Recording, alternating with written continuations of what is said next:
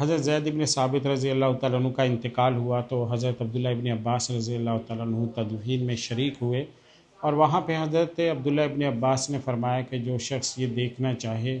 کہ اللہ تعالیٰ دنیا سے علم کس طرح سے اٹھاتا ہے، اسے چاہیے کہ یہ دیکھے جس طرح سے حضرت زید ابن ثابت رضی اللہ تعالیٰ عنہ دنیا سے رخصت ہوئے ہیں اور علم کا ایک بہت بڑا باب اپنے ساتھ لے کر دنیا سے رخصت ہو گئے ہیں۔ تو میرے بھائیوں، اسی طرح سے اللہ تعالیٰ دنیا سے جو دین اٹھاتا ہے وہ علماء کو اٹھانے کے ذریعے، جب ایک عالم دین چلا جاتا ہے تو پھر ایسا خلا دنیا میں پیدا ہوتا ہے کہ جو قیامت تک پر نہیں ہوتا۔ یہ میں نہیں کہہ رہا، حضرت حسن بصری رضی اللہ تعالیٰ عنہ کا فرمان ہے۔ حضرت علی رضی اللہ تعالیٰ عنہ فرمایا کرتے تھے کہ ایک عالم دین کے انتقال سے دنیا میں ایسا خلا پیدا ہوتا ہے جو دوبارہ سے پر نہیں ہوتا ہے۔ تو حضرت عمر رضی اللہ تعالیٰ عنہ یہاں تک فرمایا کرتے تھے کہ دنیا سے 1000 عابد رخصت ہو جائیں، یہ اس سے کم نقصان ہے کہ حلال اور حرام کو جاننے والا ماہر ایک عالم دین دنیا سے رخصت ہو جائے، کہ اس کے رخصت ہونے کا دنیا کو زیادہ نقصان ہوتا ہے۔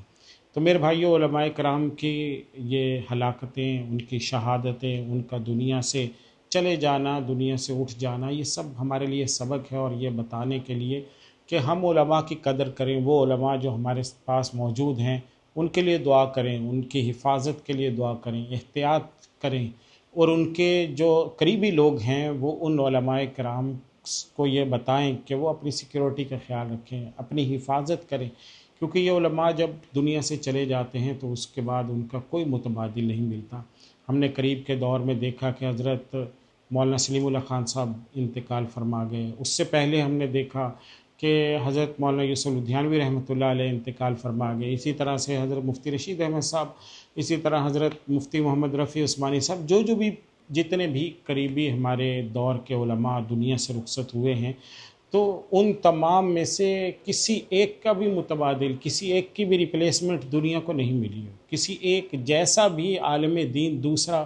دنیا میں نہیں آیا، اور اس کے جانے کے بعد پھر جو خلا ہے وہ کوئی دوسرا پر نہیں کر سکا۔ تو بالکل اسی طرح سے آج بھی حضرت شیخ الحدیث مولانا ادریس صاحب رحمۃ اللہ علیہ کی شہادت، یہ میسیج ہے ہمارے لیے کہ ان جیسا عالم دین جو 3000 حدیث کے اسٹوڈنٹس کو ایک دن میں پڑھاتا تھا، ایک دن میں 3000 طلبہ ان سے حدیث پڑھتے تھے، وہ عالم دین رخصت ہو گیا۔ اب ایسا عالم دین جو اتنی بڑی مقبولیت رکھتا ہو، اتنا علم رکھتا ہو، اتنا استحضار رکھتا ہو،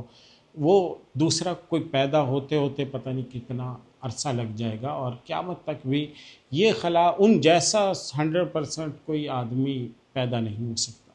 تو ہماری ذمہ داری ہے کہ علماء کا خیال رکھیں، ان کی سیکیورٹی کا خیال رکھیں، ان کی حفاظت کریں، اور ان کے آنے جانے کے اوقات کو، ان کی موومنٹ کو، ان ساری چیزوں کو خفیہ رکھیں تاکہ کوئی بھی دشمن فائدہ نہ اٹھا سکے۔